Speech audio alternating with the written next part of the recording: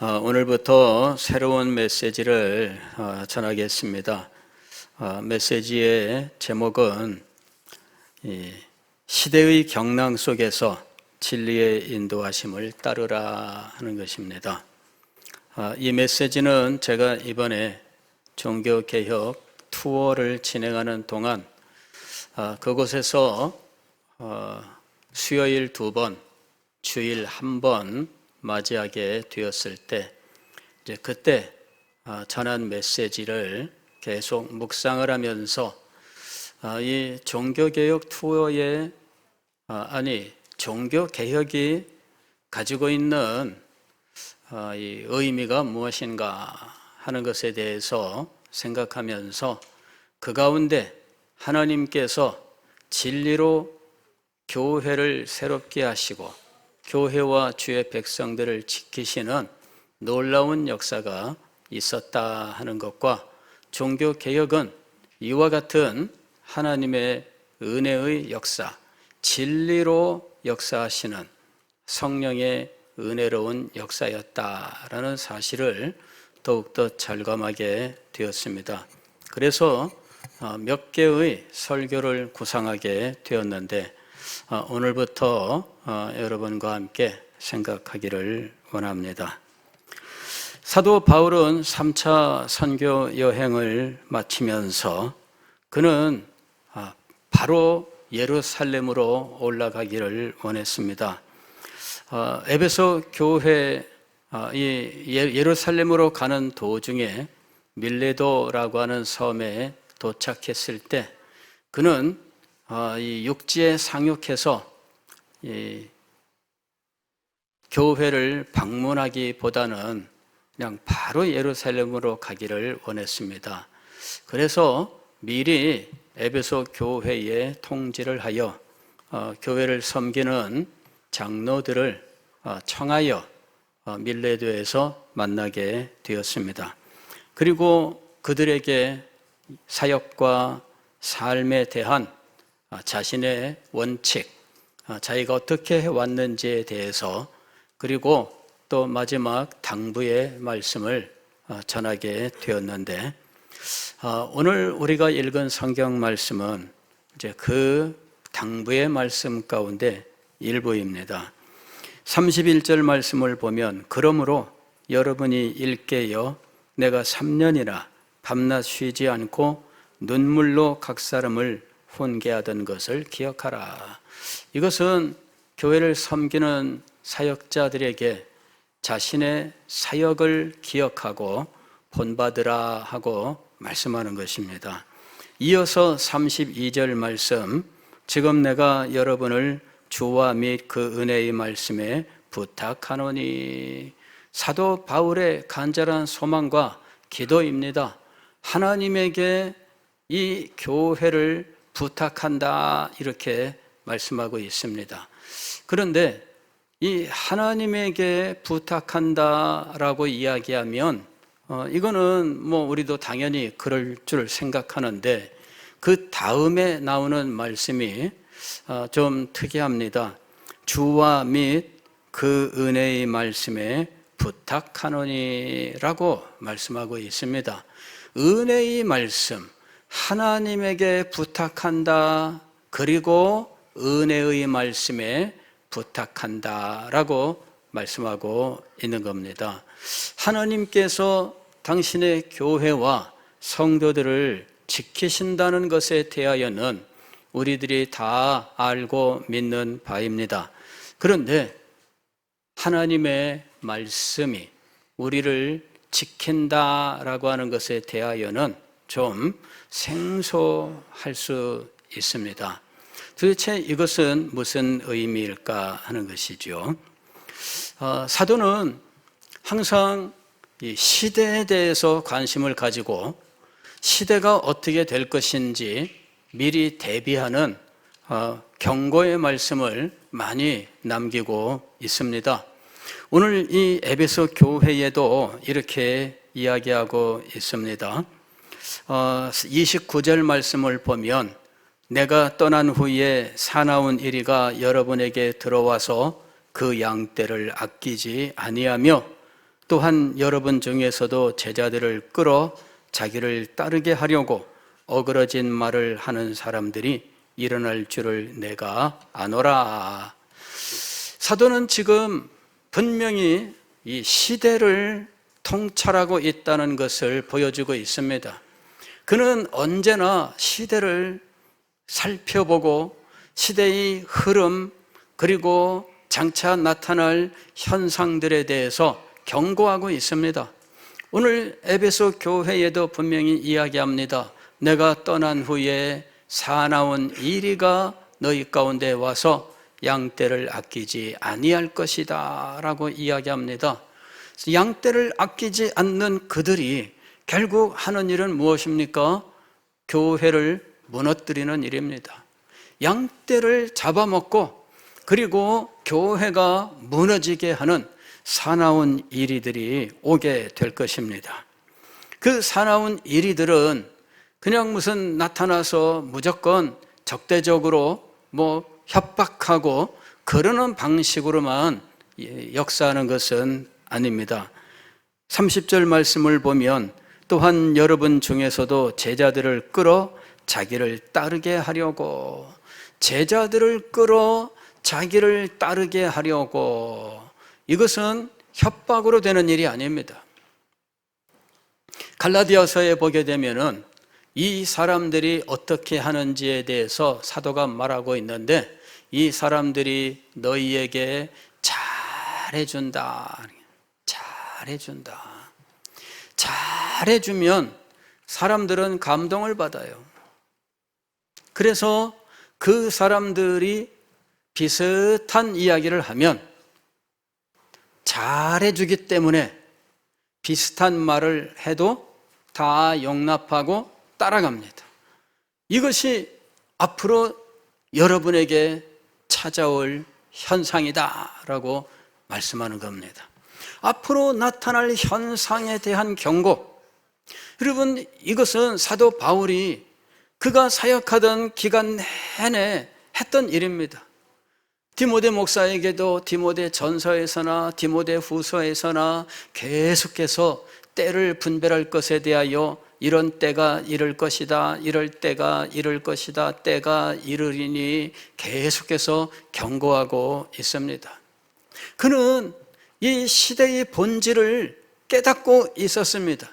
그리고 시대의 본질은 반드시 복음을 변개시키고 진리를 대적하며 하나님의 백성들을 무너뜨리고 교회를 깨뜨리려고 한다라고 하는 사실을 그는 알고 있었습니다. 로마서 12장에서도 너희는 이 세대를 본받지 말고 라고 이야기했습니다. 이때 이 세대라고 하는 것이 시대의 본질입니다. 우리가 살고 있는 역사의 본질, 그것은 이 세대라고 불리우는 것입니다. 이 세대는 성경이 하나님을 거역한 역사와 하나님께서 완성시킨 새로운 시대를 구별하는 용어입니다. 이 세대는 우리가 살고 있는 지금 이 세상의 역사 현실을 의미하는 것입니다. 이 세대를 본받지 말라. 왜냐하면 이 세대의 본질이 있기 때문입니다. 이 세대의 본질은 하나님을 거역합니다. 하나님을 대적합니다. 하나님의 말씀을 어떻게 해서든지 변개시키려고 합니다. 하나님께서 과연 이렇게 말씀하셨더냐? 그러면서 하나님께서 말씀하시는 것을 그렇지 않다라고 이야기합니다. 최초의 이 세대의 출발은 아담과 하와가 뱀의 유혹에 넘어갔을 때부터입니다. 그때 이 세대가 시작되었습니다. 그리고 이 세대의 특질은 하나님의 말씀을 의심하고 하나님의 말씀의 문자들을 바꾸어 놓고 의미들을 변개시키면서 어떻게 해서든지 하나님의 말씀의 역사를 가로막는 것이었습니다. 사탄이 성공한 것처럼 보였습니다. 아담과 하와가 하나님의 말씀을 변개하고 그 말씀을 그대로 믿지 아니하다가 결국은 범죄하고 하나님의 심판과 징계를 받게 되었습니다. 그리고 이 세대의 역사가 계속되어 오늘까지 오게 되었습니다. 이 세대는 언제든지 하나님을 대적하고 하나님의 말씀을 변질시키고 그리하여 하나님의 뜻을 무너뜨리고자 하는 어떤 존재의 그 뜻에 따라가고 있는 것입니다. 이것이 바로 이 시대의 본질입니다. 그래서 사도는 이 시대를 믿지 않습니다. 어떤 사람들은 역사의 발전을 믿었습니다. 17세기, 18세기 들어서서 사람들은 역사의 발전을 믿기 시작했습니다. 그들은 과거 시대보다 지금 시대가 더 발전한 시대라고 생각을 했고, 자기들은 과거에 자기들의 조상과 선배들보다 훨씬 더 계몽된 존재들이라고 생각을 했습니다. 그리고 그들은 역사의 발전을 믿었습니다. 앞으로는 아주 아름다운 새로운 시대가 올 것이다. 그들은 그 시대를 유토피아라고 불렀습니다. 유토피아라고 부르는 그 시대가 다가올 것입니다. 그리고 그 시대를 향하여 발전해 나아가는 인간들은 정말 탁월한 존재들이라고 생각을 했습니다. 그러나 여러분, 성경은 그 사람들의 주장을 인정하지 않습니다. 왜냐하면 역사는 발전하는 것처럼 보이지만 이 세대의 본질은 전혀 바뀌지 않았기 때문입니다. 여러분, 이렇게 발전하던 역사에 엄청난 사건들이 벌어지게 되었습니다. 20세기에 들어와서 목불인견의 참상이 일어났는데 1차 세계대전, 2차 세계대전, 그리고 2차 세계대전 동안에는 독일 군에 의하여 유대인들이 600만이나 학살당하는 엄청난 비극이 일어나게 된 겁니다. 그 일을 도대체 누가 한 겁니까? 역사상 가장 발전했다고 자부하던 이 유럽의 지성인들, 유럽의 계몽된 존재들이 행한 일들입니다. 그들이 전쟁을 일으켜 서로 죽고 서로 죽이면서 이 수백만의 인명 살상이 이루어지고 2차 세계대전 또 600만의 죄 없는 유대인들의 학살, 이런 일들을 일으켰던 존재들이 자기들은 지성인이며 자기들은 계몽인이며 자기들은 역사상 가장 발전했다고 자부하고, 동양인들은 이 인종적으로 열등하고 흑인들은 노예종적이고 이따위 헛된 이 인종차별주의, 이런 의식으로 충만하게 되어 있던 이 보잘것없는 인간들이 저지른 일이었던 겁니다.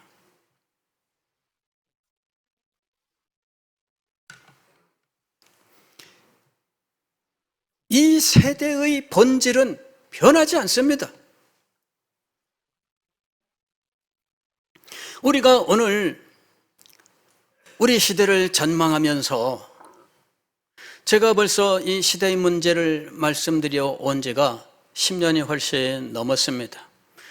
제가 2007년에 영국 역사 탐방을 하고 돌아와서 여러분들에게 이 시대 문제를 말씀드리기 시작했습니다. 교회의 역사적 사명에 대해서 말씀을 드리기 시작을 했고, 지금은 시대적 사명에 대해서 말씀하고 있습니다. 그러면서 이 말씀을 오랜 세월 동안 들었던 분들은 장호익 목사는 왜 저 이야기만 하는가 하는 어떤 생각을 가질 수도 있다고 봅니다. 그러나 사도 바울을 보십시오. 그는 시종일관 항상 시대에 대해서 말씀했습니다. 예수님께서도 제자들에게 시대를 분별할 것에 대한 교훈을 주셨습니다. 너희는 눈을 들어 밭을 보라. 밭이 휘어져 추수할 때가 되었도다. 시대를 분별하라. 그것은 이 시대가 안고 있는 이 본질적인 한계 때문입니다. 그 시대의 뒷면에 흘러가고 있는 이 하나님의 영광을 섬기지 않는 이 배교의 물줄기가 거세게 흘러가고 있다는 이 본질은 결코 변한 적이 없기 때문입니다. 저는 전에도 한번 말씀을 드렸습니다마는 종말이라고 하는 시대에 대배교가 이루어질 수 있는가? 어떤 종말운동 하는 분들이 대배교라고 하는 것을 중요한 징조로 이야기했는데 그 일이 가능할까? 대한민국처럼 헌법에 종교의 자유가 보장되어 있어서 기독교에 대하여 공개적으로 로마 시대와 같은 박해는 행할 수 없는 시대에, 혹은 전제 군주가 자의적으로 자기 마음에 안 든다고 함부로 행하거나 독재자가 그렇게 행하는 이런 시대가 이제는 가능하지 않기 때문에 저는 대배교가 어느 곳에선가는 이루어질 수 있지만 대한민국에서는 일어날 수 없지 않을까, 이렇게 생각을 했습니다. 더군다나 진리 문제에 있어서는 눈에 불을 켜고 이것을 지키려고 하는 분들이 얼마나 많습니까? 목사님들도 자나깨나 진리 이야기를 하잖아요. 장로님들도 진리 문제에 있어서라면 그 누구에게 지고 물러나려고 하지 않습니다. 우리나라는 이런 분들이 교회를 지키고 있습니다. 그래서 대배교는 가능하지 않다라고 생각을 했습니다. 그러나 여러분, 저는 지금은 대배교를 믿습니다.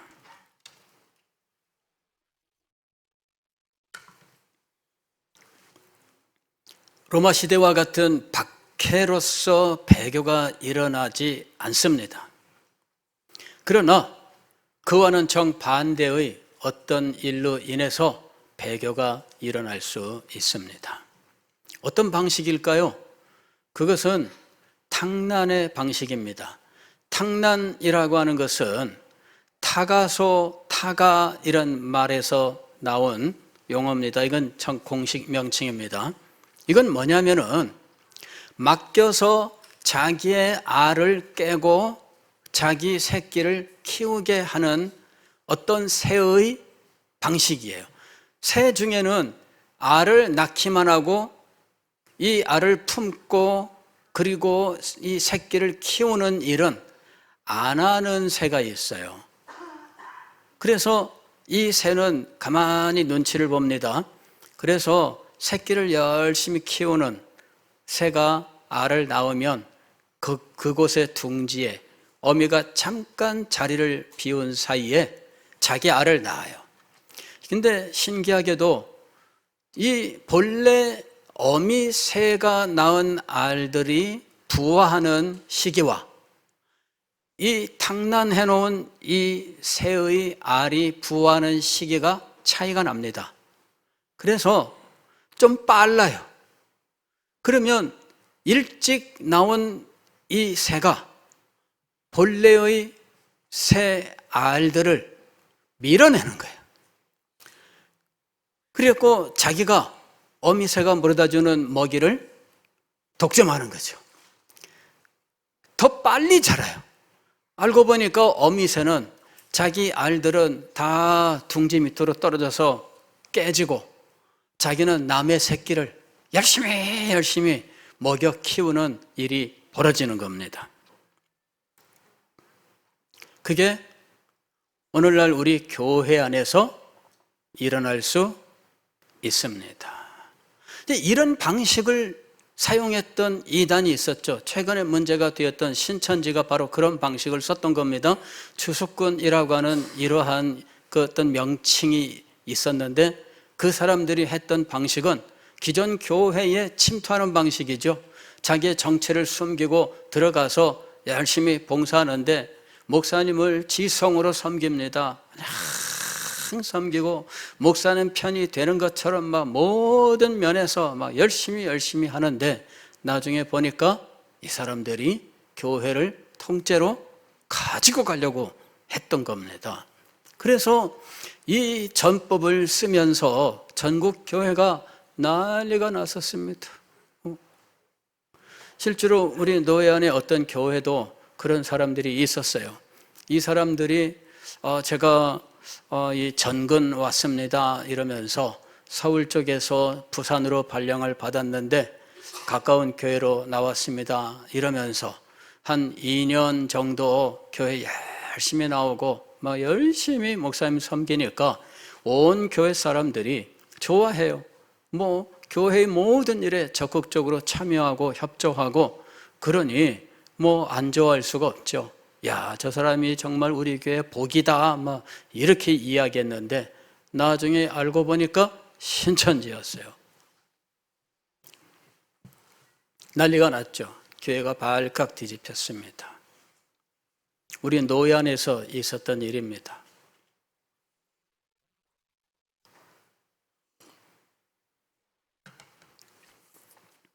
지금 현재 이런 이단은 분별하여 내보낼 수 있습니다.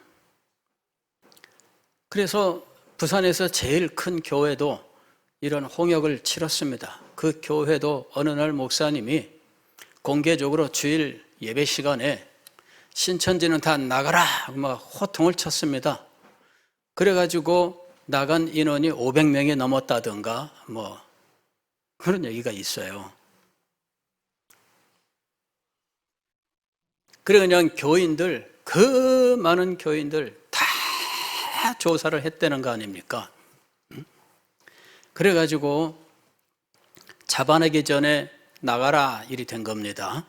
그리고는 일일이 다 조사하는 일을 했는데 결국 뭐 엄청난 이 홍역을 치르면서 교회는 교회대로 정말 뭐 어려움을 겪은 거죠. 예, 이 명예도 떨어지고, 야, 그 교회가 알고 보니까 이단들이 득식을 거리고 있었더라 뭐 이런 어떤 말들이 있었어요. 예.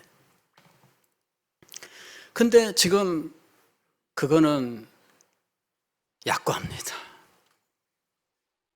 어떤 식의 일들이 진행되고 있는가? 하나는 신학적인 방면에서, 다른 하나는 목회적인 방면에서 일들이 진행되고 있습니다.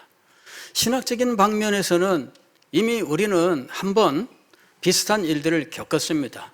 자유주의 신학이라고 하는 명칭으로 우리가 수십 년 전부터 들었던 용어입니다. 자유주의 신학이라는 용어로 해서 이 기독교회가 신학적인 어려움을 겪었어요. 20세기 들어오면서 미국 교회는 자유주의 신학에게 밀려서 개혁주의 신학자들이 신학교에서 다 잘렸습니다. 소위 말하면은 총회로부터 면직을 당하면서 신학교에서 쫓겨났습니다. 우리가 아는 이런 아주 탁월한 신학자들, 코넬리우스 반트리라든지 그레샴 메이첸이라든지 혹은 게르하르두스 보스라든지 이런 사람들은 뭐 엄청난 개혁주의자들입니다만은, 그러나 그분들이 미국의 프린스턴 신학교 교수 직을 해임당하게 됩니다. 총회에서 목사 면직을 당해요. 왜냐하면 총회 자체가 이미 자유주의 신학으로 돌이키면서 이 사람들을 쳐낸 겁니다. 그때 프린스턴 신학교를 졸업했던 졸업생들 가운데 이분들과 같은 계열에 있었던 분이 누구냐면은 우리 교회를 세운 해밀턴 선교사님이에요. 해밀턴 선교사님이 이 반틸의 제자입니다. 그래서 이 반틸이 프린스턴 신학교에서 축출당하고 이 사람들이 그레샴 메이천과 보스와 함께 웨스민스터 신학교를 세우게 되는 겁니다. 그래서 웨스민스터 신학교가 세워지게 되고, 그리고 또 이 분들이 독립선교부를 만들고 독립선교부에 이 우리 해밀턴 선교사가 소속하게 되는 겁니다. 그러면서 이분은 우리 조선 땅에서 일제시대에 신사참배 반대하다가 그만 일제의 여주의 인물로 찍히고 결국은 추방을 당해서 미국으로 가게 되는 겁니다. 그리고는 그곳에서 교회 사역과 총회 총무의 사역을 마치고 그 다음에 해방된 이 조선 땅에 다시 와서 교회를 세웠는데 그 교회가 바로 우리 교회입니다. 유교 1년 전에 1949년에 이분이 4월 달인가 이 부산에 도착을 합니다. 그리고 이곳에서 처음에는 미리 먼저 와 있던 선교사들과 협력 사역하다가 몇 개월 후에 동대신동에 적산가옥을 하나 구하고 거기서부터 시작하고 그 다음에 서대신교회 이 자리에 교회를 옮기게 된 겁니다. 그리고 유교가 나는 바로 그날 서울에 올라갔다가 내려오는데 다음날 주일날 내려오려다가 토요일날 밤으로 차표를 바꾸고 어렵게 표를 구하고 이제 기차를 타고 부산으로 내려오는데 전쟁 났다. 그게 바로 새벽에 그날 밤 지나고 새벽에 전쟁이 난 거예요. 그러면서 6.25 전쟁 이런 와중에 이제 미국인 이 민간인들은 모두 이 동경으로 다 데리고 갑니다. 이를 가지고 동경에 가서 몇 개월 체류하다가 9월 달에 이제 나는 한국으로 가야 됩니다. 해가지고 다시 한국으로 와서 통역 일을 하면서 이제 미군 부대에서 저기 양정의 하이라 부대 거기에서 이제 통역 일을 하면서 이제 6.25 진행하는 동안에 교회를 섬길 수 있었던 겁니다. 거기에 이 교회 짓기 전에 목재 건물로 미국식 목재 이렇게 이어된 하얀색 칠한 건물은 이 미국식 건물인데 그 목재들은 어디서 왔는가? 미군 부대에서 그 당시에 나왔다 하는 말이 있습니다. 그럴 수밖에 없는 게 그분이 미국식 건물을 지어 놓은 거예요. 미국에 가면 건물들이 대부분 목재로 지으면서 그렇게 되어 있습니다. 자, 우리 교회가 어떤 교회인지에 대해서 우리 교회 설립자를 제대로 알아야 알 수 있는 거죠. 우리 교회 설립자가 어떤 계열에 있었던 분인지 알아야 됩니다. 현대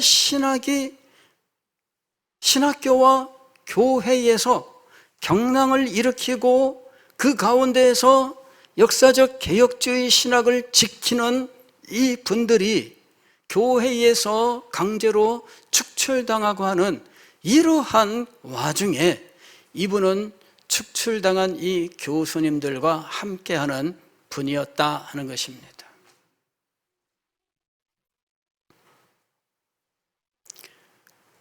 여러분, 교회가 통째로 바뀔 수가 있습니다. 무엇이 바뀌면?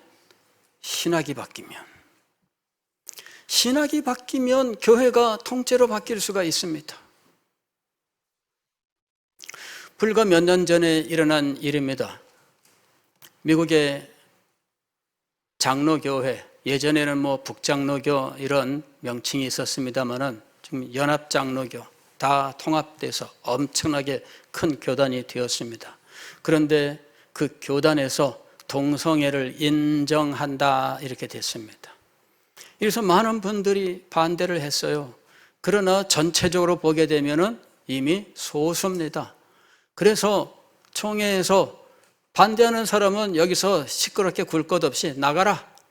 기한 정해주고 그 기간까지 나가는 사람들은 교회 재산 가져나갈 수 있도록 인정하겠다 해가지고 그랬습니다. 그러나 남아서 투쟁하겠다 했던 사람들이 그 기간을 넘기고 상황을 보니까 이거는 이제는 할 수가 없습니다. 자, 지금은 나가면 어떻게 해야 될까요? 맨몸으로 나가야 돼요. 이래서 맨몸으로 나온 분들이 많습니다. 그리고 그 교단은 아직까지 그냥 잘 나가고 있습니다. 동성애와 함께.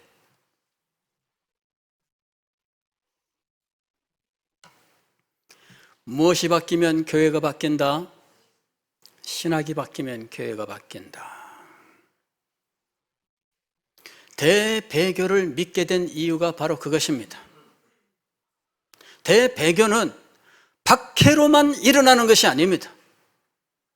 초대교회에도 항상 이 신학이 바뀌고 진리가 바뀌는 문제에 대하여 얼마나 경고하고 있는지 우리가 사도 바울의 서신서를 보게 되면 이 문제를 사도 바울이 굉장히 신경 쓰고 있는 것을 알 수가 있습니다. 왜냐하면 박해보다 무서운 것이 바로 이 진리의 변개이기 때문입니다.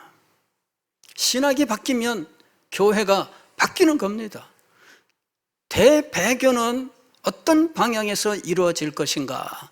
신학이 변하면서 대배교가 일어나게 되는 거예요.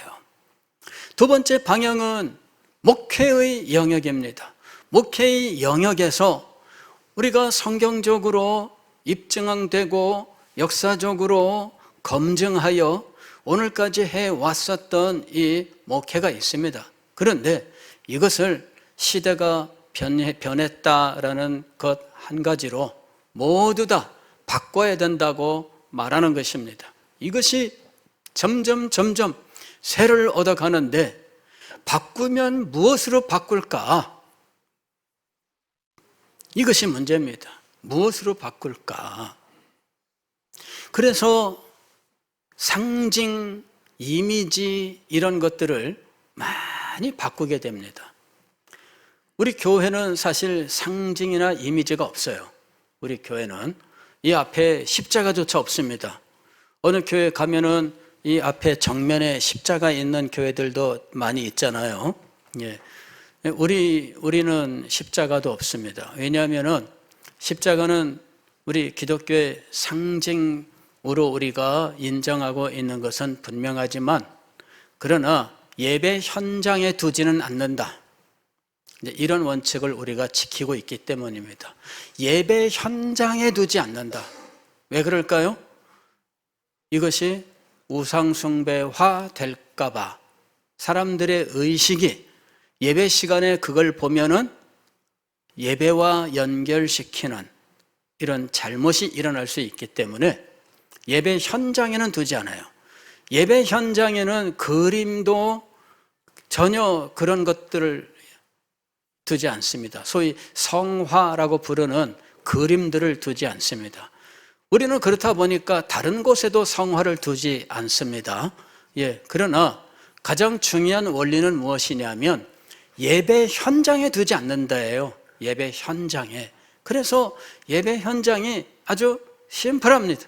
단순해요. 그래서 왜 우리가 이것을 경계하느냐 하면은 각종 상징 혹은 이미지라고 하는 것이 어느덧 자꾸 보고 사용하는 동안에 그것을 어디서 보았느냐에 따라서 우리의 마음이 달라지기 때문입니다. 어디서 보았느냐? 교회에서 여러분이 불상을 늘 보고 있으면 어떻게 될까요? 친근하게 느끼겠죠. 그리고 하나님을 섬기는 것과 불상이 혼합되는 겁니다. 이게 이제 예배 현장에 무엇을 두었느냐가 이것이 사람들에게 미치는 영향이 정말 크다는 것을 알아야 돼요. 왜 예루살렘 성전에 바알과 아세라 신상을 갖다 놓는 것이 문제일까요? 나는 안 믿습니다. 그냥 단지 분위기를 만들기 위해서 갖다 놓은 겁니다. 이렇게 말할 수 있습니다. 그런데 그것을 그곳에 갖다 놓으면 어떤 일이 벌어질까요? 예배 현장에서는 항상 경배와 연결시키기 때문입니다. 이런 일들이 교회 안에서 어떻게 사용되는지에 따라 성도들의 신앙과 교회의 신학이 달라질 수 있는 거죠. 현재 미국에서 현대인들에게 복음을 전하기 위하여 교회가 변화해야 된다 하면서 이런 각종 상징과 이미지들을 무분별하게 교회에 도입하고 있습니다. 그런데 그런 상징과 이미지들이 실상은 우리의 믿음하고는 상관이 없는 것들로부터 추출하고 있다는 거예요. 사람들에게 뭔가 그럴듯한 이 머릿속의 상상력을 자극할 수 있다면 그런 것들을 다 동원하는 겁니다. 지금까지 해오던 것과는 다르다는 인상, 이게 임프레션이죠. 머릿속에 딱 하고 박히는 겁니다. 그것을 줄 수 있다면 다 용인하는 것입니다. 그러한 일들이 지금 하나의 흐름이 되어서 지금 흘러가고 있습니다.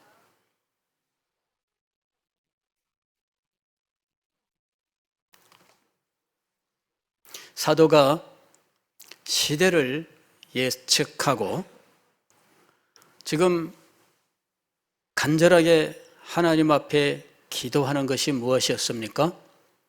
주님과 주님의 은혜의 말씀에 부탁하오노니.